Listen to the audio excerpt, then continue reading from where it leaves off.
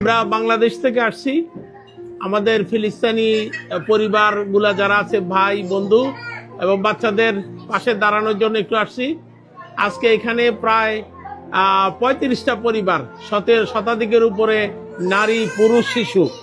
যে একটা বাচ্চা, তার বাবাও নাই, তার বাবাকেও মেরে ফেলছে, মাকেও মেরে ফেলছে এবং তারা আহত, অনেকে আহত।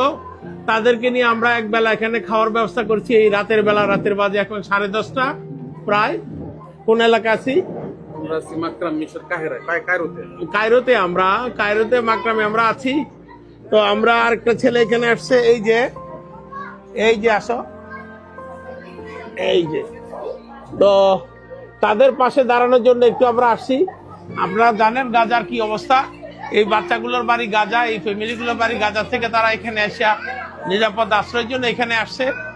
তো বাংলাদেশ থেকে এসে আমরা তাদের সাথে থাকতে পেরে, বিশেষ করে এটা সম্ভব হয়েছে রাকিব, এখানে আল আজহার ইউনিভার্সিটির ছাত্র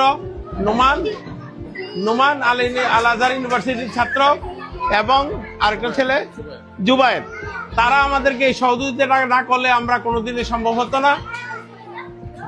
আমাদের কাছে খুব ভালো লাগতেছে যে গাজাবাসীর সাথে আমরা একবেলা খাইতে পারতেছি, তাদের সাথে আমরা সহযোগিতা করতে পারছি।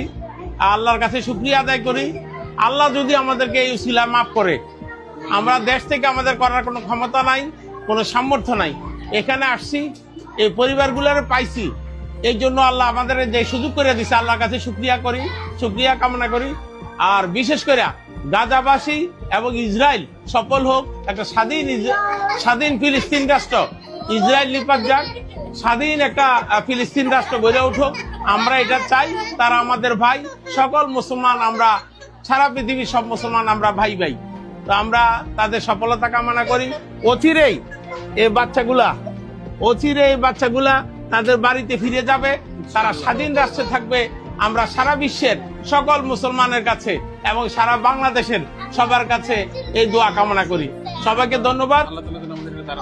আল্লাহ তাআলা যেন ধারাবাহিকভাবে আবারও ফিলিস্তিনবাসীর পাশে এসে দাঁড়াইতে পারি এবং বাংলাদেশ থেকে সাহায্য নিয়ে, ব্যাপক সাহায্য নিয়ে তাদের কাছে এসে দাঁড়াইতে পারি।